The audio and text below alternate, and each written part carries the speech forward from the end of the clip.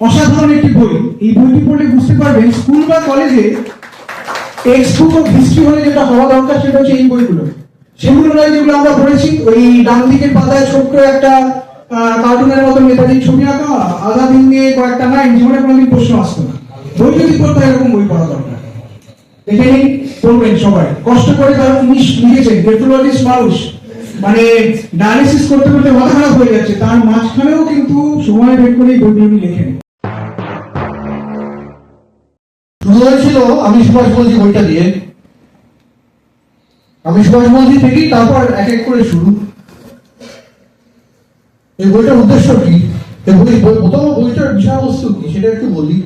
ভারতের স্বাধীনতা সংগ্রামে সশস্ত্র বিপ্লবের ভূমিকা যেটুকু আমাদের পাঠ্যপুস্তকে থাকতো খুবই কম, খুবই গৌরভাবে থাকতো। আর ওগুলো না পড়েও কেউ ডিপির মাধ্যমিক ইতিহাস পরীক্ষা পাশ করে দিতে পারতো, কোথাও অসুবিধা হতো না। কিন্তু সমস্যাটা তো এখানেই যে ওই অভিক যে কথাটা আমাকে বললো, আমাদের সবাইকে বললো যে আমরা যে বলা হয়েছে আমাদের এত বছর ধরে কিভাবে আমরা স্বাধীনতা পেয়েছি, কোনোভাবে চরকা ঘুরিয়ে, ঠিক কোনো ঢাল তলোয়ার ছাড়া, কোনো রকম কোন সক্রিয় প্রতিবাদ ছাড়া, অনেকটা নিষ্ক্রিয় ভাবে এইভাবেই আর কি আমরা স্বাধীনতা পেয়েছি। কতটা ঠিক এটা? ব্রিটিশরা কি অত সহজে ছেড়ে চলে যেত? কেন যেত? কেন কি কি স্বার্থ তাদের? একটা জিনিস ভেবে দেখেছেন যে ভারতের স্বাধীনতা হয়েছিল 1947-এ, আর তারপর ব্রিটিশ সাম্রাজ্য কেমন তাসের ঘরের মতো ভেঙে পড়লো 1952-তে, যখন সুয়েজ ক্রাইসিস হলো।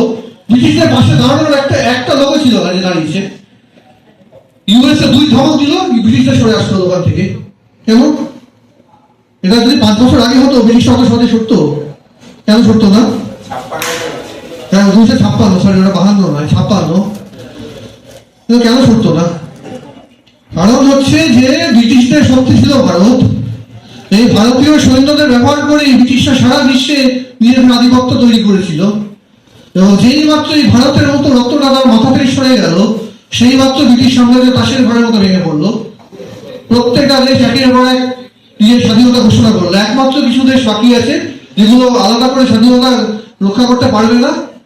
এই যেমন ইন্ডিয়ান ওশানের কিছু আছে, যেমন একটা দেশ আইল্যান্ড নিয়ে খুব লেখালেখি হচ্ছে এখন, ডোনাল্ড ট্রাম্প ব্রিটিশদের ধমক দিচ্ছেন চাগোস আইল্যান্ড কেন মরিশাস আইল্যান্ড দিয়ে দেওয়া হবে। সেই চাগোস আইল্যান্ড ব্রিটিশদের একটা ওভারসিজ টেরিটরি। স্বাধীনতার জন্য আলাদা কিছু আসে প্রশ্ন ওঠেনি কখনো, কারণ তাদের জনসংখ্যা এতই কম এবং তারা এতটাই পরনির্ভর যে তাদের স্বাধীনতার প্রশ্ন ওঠে না। কিন্তু যেসব দেশের অবস্থা ছিল না, তারা প্রত্যেকে স্বাধীনতা পেয়েছে একের পর এক। কেন? সেই ব্রিটিশরা তাদের সৈন্যবাহিনী ধরে রাখতে পারেনি। এবং ধরে রাখতে পারেনি কেন? কারণ সৈন্যবাহিনীর মধ্যেই তৈরি হয়েছিল অসন্তোষ। সেই অসন্তোষের সৃষ্টি কোথায়? এই INA, Indian National Army, Azad Hind Fauj. কিন্তু এটা মাথায় রাখতে হবে যে কোন স্বাধীনতা সংগ্রাম একদিনে তৈরি হয় না। কিউবাতে যাকে ফাদার অফ দ্য নেশন বলা হয় বা অনেকদিন বলা হতো, জোস মার্টি স্বাধীনতা সংগ্রামে কতটা করেছিলেন বলা কঠিন, কারণ সংগ্রাম সম্মানেই মারা গেছিলেন স্প্যানিশ নেশনের যুদ্ধে, অথচ তাকে সেই সম্মান দেওয়া হতো ফাদার অফ দ্য নেশন। তার মৃত্যুর অনেক পরেও কিউবা কিন্তু স্বাধীন হয়নি, অনেক পরেই স্বাধীন হয়েছিল। সেরকমই কোন সাম্রাজ্যবাদী শক্তির বিরুদ্ধে সংগ্রাম করা একদিনে হয় না, সময় লাগে এবং সেটা ধীরে ধীরে তৈরি হয়। সেই ধীরে ধীরে তৈরি হওয়াটা আমাদের পাঠ্যপুস্তকে আমরা বুঝতে পারিনি। এটাই হচ্ছে সশস্ত্র বিপ্লব কিভাবে ধীরে ধীরে দানা বেঁধে বেঁধে একটা বিশাল সম্মুখ সংগ্রামে পরিণত হলো, সেটা বোঝার জন্য আমি এই বইটা লিখেছি। আগে বড় করেছি, এবারও ছোট করে বলেছি। মহানায়ক মানে শুধুমাত্র চলচ্চিত্র জগতের নয়, উনি খুব ফুটবল প্রেমিক ছিলেন। ওনাদের একটি ক্লাব ছিল, ফুটবল ক্লাব। আজাদ হিন্দ ফৌজ কিছু ফুটবল ক্লাব বেশ কিছু আমাকে টাকা ডোনেট করেছিল যখন যুদ্ধ চলছিল। সুতরাং সেই সূত্রে উত্তম কুমারও কিন্তু মানে কথায় বলতে গেলে স্বাধীনতা সংগ্রামী। শুধু তাই নয়, উনি কিন্তু প্রভাব ফেলিতে আমাদের দেশের একটি গানও পেয়েছিলেন। সুতরাং বলতে গেলে মহানায়ক, যার পরে আর মহানায়ক জন্মায়নি, কোনোদিন জন্মাবে না। একই সঙ্গে দেশপ্রেমী, একই সঙ্গে নেতাজি প্রেমী, তারই যে লেগেসি বহন করছে, তাকে আজকে আমরা সঙ্গে পেয়েছি এবং আশা করি প্রত্যেক বছরই আসবে। যতই ব্যস্ত থাকুক, ওকে আমি টেনে নিয়ে আসবোই। তো অনেক বেশি, কারণ আমার জ্ঞান হচ্ছে খুবই সীমিত। It's limited to the school text books, but every time I come here, আগের বছর এসেছিলাম এবং এবছর নতুন নতুন তথ্য জানতে পারি। Of the conspiracy theories, the everything is so fascinating, এতটা ইন্টারেস্টিং, আমার খুবই ভালো লাগে। খুবই অল্প সময়ের জন্য আসতে পারি, এবারেও তাই। Well, it is so lovely to be here. Thank you, Avik. প্রত্যেক বছর যেটা বললে যে আমাকে আলাদা করে বলতে হবে না, I remember, আমি এমনি আসবো, তো রিমাইন্ডার দিলে ভালো করে, আমি খুব ভুলেও যাই। It is lovely to be here, lovely to be with so many people who know so much, who share so much. আমরা যেটা বললাম যে আমি টেক্সট বুকটাই আমার নলেজ, তার থেকে বেশি জানতে পারি। I feel glad, সমৃদ্ধ অনুভব করি। So thank you so much. আমি একজন গ্রাফোলজিস্ট, এছাড়া আমি এআই এবং সাইবার সিকিউরিটির উপরে কাজ করি।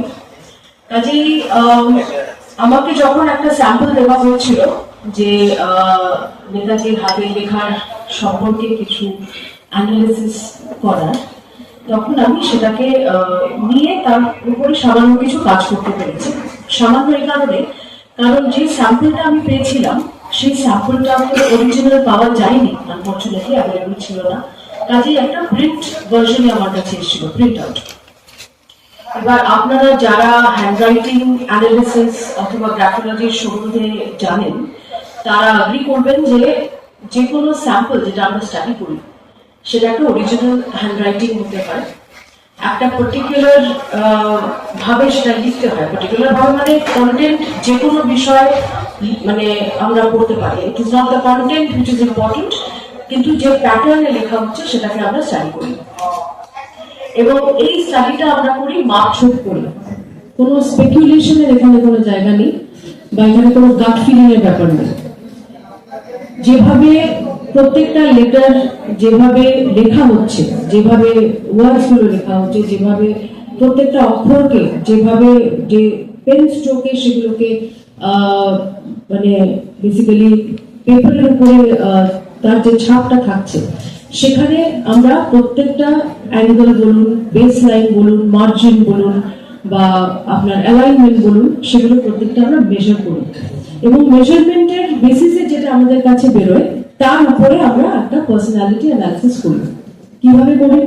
Handwriting is technically brain writing, এবং হ্যান্ডরাইটিং যখন একজন মানুষের হ্যান্ডরাইটিং দেখে বেসিক্যালি বোঝা যায় যে তার ব্রেনের তার থট প্রসেস বলুন এটসেট্রা, সেগুলো কিভাবে চ্যানেলাইজ হচ্ছে তার হাতে লেখার মাধ্যমে। সো টেকনিক্যালি একজনের পার্সোনালিটি বলুন, যেটাকে আমরা বলে থাকি the way we think is the way we right, যেভাবে আমরা চিন্তা করি বা যে পরিস্থিতিতে আমরা যখন আছি, তখন আমাদের থট প্রসেসটা ট্রান্সলেটেড করে অ্যাকশনে এসে হ্যান্ডরাইটিং এ আমরা তার আউটপুটটা দেখতে পারি। আর interestingly the way we write is also the way we think. তার মানে হচ্ছে যে হাতের লেখার মধ্যে সামান্য টুইক চেঞ্জ এগুলো যদি কনসিয়াসলি কেউ আনে, তাহলে কিন্তু তার থট প্রসেসটাও সেভাবে অ্যালাইন করা যেতে পারে, যেটা আমরা গ্রাফোথেরাপির মাধ্যমে করে থাকি। তো আমি পুনে ইনস্টিটিউট অফ গ্রাফোলজি এবং কলকাতা ইনস্টিটিউট অফ গ্রাফোলজি থেকে আমি আমার কোর্স করি, এবং দীর্ঘ বছর আমার কর্পোরেট এক্সপিরিয়েন্সের সঙ্গে সঙ্গে, যেখানে আমি অটোমেশন, অডিট, রেগুলেটরি এগুলোর উপরে কাজ করতাম, তার সঙ্গে সঙ্গে গ্রাফোলজিও চলে এসছে।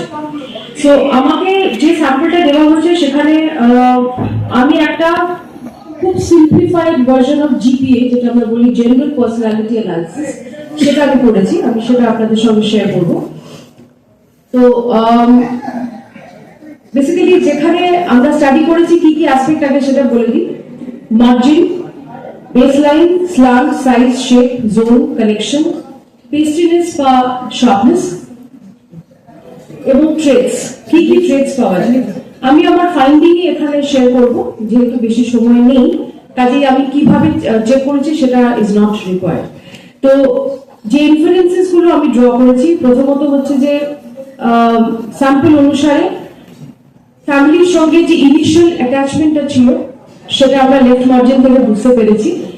যদিও উনি তারপরে অবভিয়াসলি যেটা আমাদের সবাইরই জানা যে উনি ওনার পরিবার থেকে, ওনার বেসিক্যালি ওনার রুটস থেকে উনি দূরে চলে গেছিলেন, কিন্তু ওনার হ্যান্ডরাইটিং প্যাটার্ন দেখে বোঝা যায় যে he was always very close to his family. একজন মানুষ যদি ফিজিক্যালি দূরেও থাকেন তাও কিন্তু তার মেন্টাল যে ডিস্টেন্স তার পরিবারের থেকে, তার রুটসের থেকে, সেটাকে আমরা খুব ক্লিয়ারলি এস্টাবলিশ করতে পারি হ্যান্ডরাইটিং দেখে। According to handwriting did not give in to any social norms. Social norm অনুসারে চলতে হবে এমন কোন রকম বাধ্যবাধকতা ছিল না। He was prone to taking risks and opportunities. এরকম যাদের handwriting, they do not fear to face anything and are willing to explore the unknown. এবার এই ট্রেডস গুলো আমাদের কাছে কোনোটাই আননোন না, বিকজ ওনার সম্বন্ধে সবকিছুই আমরা জানি, আমরা এখানে আরো প্রেজেন্টেশন থেকে আমরা আরো কিছু শিখছি, কিন্তু হ্যান্ডরাইটিং এগুলোকে এক্সপ্লিসিটলি বুঝিয়ে দেয়। কাজেই নেতাজির হ্যান্ডরাইটিং হোক অথবা অন্য কোনো ব্যক্তিরও যদি হয়ে থাকে, সেখানে কিন্তু সেই পার্টিকুলার মেজারমেন্ট অনুসারে এই ট্রেডস গুলোই বেরোবে।